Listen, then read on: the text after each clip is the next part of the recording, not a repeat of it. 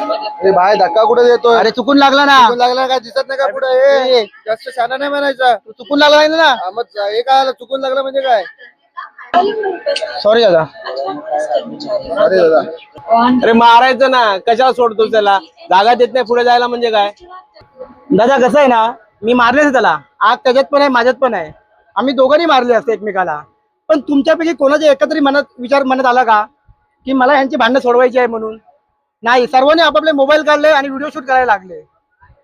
आज त्याने मला मारला असतं, मी त्याला मारला असतं, एखादा जीव गेला असता. याच्यामध्ये काय झालं असतं?